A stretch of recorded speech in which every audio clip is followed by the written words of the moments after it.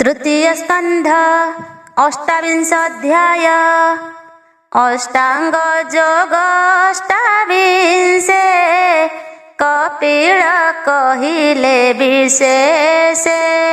श्री भगवान उवाच शुण नृपति सुता तुम्भे जोग लक्षण कहु आम्भे। मन प्रसन्न जेणे होई सन्मार्ग भाव कुगमयी।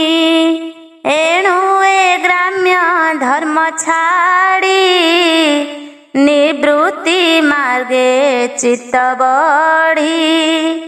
निश्चल स्थाने अवस्थान मित आहारे पोषी प्राण। अहिंसा सत्य मार्गे भजी अधिक प्रतिग्रह तेजी।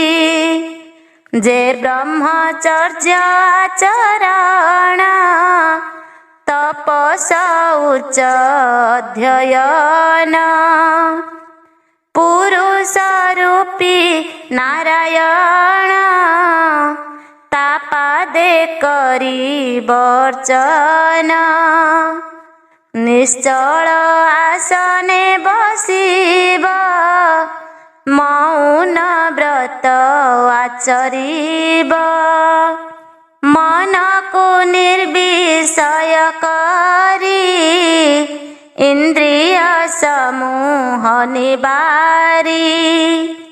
आहार जिणी प्रत्याहारे प्राण को स्थापिब निश्चले।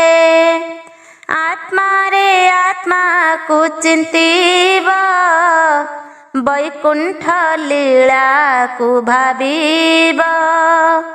बुद्धिर बळे कर्म साधी निश्चल जगरे समाधि। ए बिनु अन्य मार्ग नाही शुण गो मात मन देई। विशुद्ध देशरे आसन कुश कंबल कृष्णाजीना। स्वस्तिक आसने बसिब आनंदे जोग अभ्यासिब। जे प्राणायामर विवेक पूरक कुंभ करे चक। ए मार्गे प्राण कुशोधिब निश्चल चित्तरे चिंतिब। जे मन्ते वायु अग्नि लागी लोह दगधे मल त्यागी। से रूपे प्राणायाम कले आत्मा निर्मल हुए भले। समस्त दोष एणे हरे जे बापातक पूर्वा परे। प्रत्याहारर बळे मन ध्यान रे जीर्ण त्रिगुण। मन निर्मल जेते बेळे जोग को साधिब निश्चले। कला काष्ठा दंडे क्षणे नासिका अग्र दर्शने। ध्याने चिंतिब भगवान अनादि परम कारण। श्याम सुंदर कळेबर वचन अमृत मधुर। सुंदर प्रसन्न वदन पद्मर प्राय जनयन। जे शंख चक्र गदाधर पद्म विराजे भुजे तार। पंकज किंजल मर प्राय पीत सन कटी सोहे श्रीवस्त्र चिन्ह बक्षस्थले कि उपमा देवा भले मुकुता चाप सरी सोहे कंठे कस्तुभ मणि मोहे लंबित तार पृष्ठ देशे पाट झुम पाए जे प्रकाशे अमल बनमाला गले मत भ्रमरे मधु भोले मधुर ध्वनि से करंती हर्षे उड़ंती पंक्ति पंक्ति किरीट अंगद विराजे अमूल्य हार हृदय साजे रत्ननूपुर पादे सोही कि उपमा देवा तही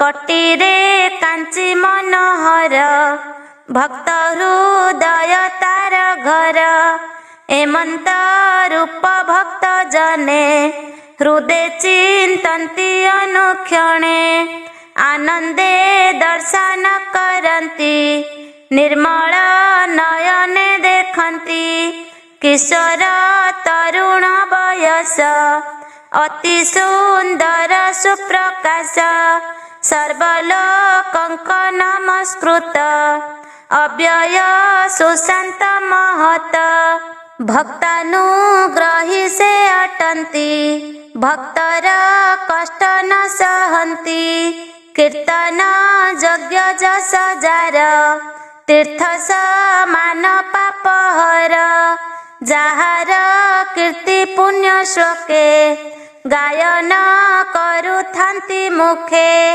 समग्र करी तांक देही नित्य चिंती बचिते ध्याई आसने बसी एकांतरे गमन शयन गुहारे अंगकु अंग प्रति ध्याने चिंतीब विष्णुर चरणे ध्वज अंकुश वज्र चिन्ह पद्म सहिते जे लांछन तुंग सुरंग पाद दुई नख चंद्रिका विराजई खंडई हृदय अंधकार ध्याने भजीव निरंतर जापाद दक गंगा नीर शिरे बहिछंती हर जेनिरे ब्रह्मांड मध्यरे स्नाने तरंती सुर नरे पाप शैल वज्र प्राये जे पाद नाशई निर्भये से पाद पद्मे ध्यान करी नित्य बंदी बचिते धरी से पाद पद्मर महिमा के कही पारे गुण सीमा जे पाद जुग मनोहर लक्ष्मी से बई निरंतर सुंदर जानु लंब मान गरुड़ स्कंदरे शोभन अतसी कुसुमर प्राये अंगताहार शोभा पाए तड़ित जीर्णी पीतांबर कांचिनी तंबे मनोहर ए विष जाहार उदर सप्तम मुद्र द्वीप बर जानाभि पद्म ब्रह्मा जात अखिल ब्रह्मांडर नाथ एमंत भावे हा चिंती अपरे हृदय आकृति मर्कत मणि प्राय शोभा स्तन जुगल दिव्य प्रभा ता मध्ये विशद जे हार अत्यंत शोभा से हृदर लक्ष्मी भूषण बक्षस्थले अधिक शोभा मणि करे अखिल लोक नमस्कृत रूप चिंतिब जगन्नाथ मंदर गिरि शृंग प्राये ताभुज दंड शोभा पाए जे चक्र धरी छंती कर अपरिमाण तेज तार ताकर पद्मे शंख प्रभा राजहंसर प्राय शोभा दानव रुधिरेण युक्त गदाए अछि तांक हस्त मालारे ता कंठ शोभित भ्रमर गुंजने सदित ता मध्ये कौस्तुभ खचित जाहा अटई जीव तत्व भृत्यानुग्रहेता श्रीमुख सुस्मित सुरंग सुरेख श्रवणे मकर कुंडल चलन्ते जेन्हे विद्युन्माल तुंगनासिका दिव्य शोभा कुटिल अलक सुप्रभा लोचन जुग पद्म प्राय तहिरे भृंग की बास हे एमंत रूप जेबा ध्यान आनंदे करे अनुक्षण ताहाकु प्रभु कृपा करे ए घोर तापत्रय हरे एणु ए रूप गुण ध्याने नित्य चिंतिब दृढ़ मने अखिल लोकताप हरे जे मंद हास श्रीमुखरे मकर ध्वज चाप प्राय भ्रुभंग जुग तार सोहे कटाक्ष सरपंती होई मुनि जनक मन मोहि एणे मोहित मुनि जने ध्यान करन्ति अनुक्षणे ताहार उच्च हास्य ध्यान अरुण बन्न ओष्ठमान कुंद कढ़ीर प्राय होई दंत पंक्ति जे विराजई प्रेमानु बंधे हा चिंती से अन्य किछि न बांछन्ति ए रूप ध्यान जग भावे भक्त हृदय जाहु द्रवे उत्कंठा अश्रु पुनः पुनः पुलक होए तनु लोम आनंद सागरे बुड़ई आउ बा ध्यान तार काहि ए रूपे निर्विषय होई निष्काम मार्गे जोग ध्याई परमानंद रूप चिंती ब्रह्म निर्वाण से लभंती ज्योतिष रूपे आत्मा एक सर्वत्र देखई प्रत्यक्ष गुण प्रवाह कुनाशई अगम्य दिव्य स्थान पाई ए रूपे भक्ति जोग साधी तरई संसार जलधि न जाने सुख दुख भाव जन्म मृत्युर पराभव मदिरा पाने भोल होई जेन्हे भी वस्त्र न जानई से रूपे तार देह वृत्ति अज्ञाने किछि न जानती ए देह कर्म बस होई सर्व संकल्प करुथाई जाबत जग सिद्धि नहीं ताबत विषय भ्रमई पुत्र कलत्र गृह धन स्नेह बंधन प्राणी मन स्वप्नर प्राय ताहा मणि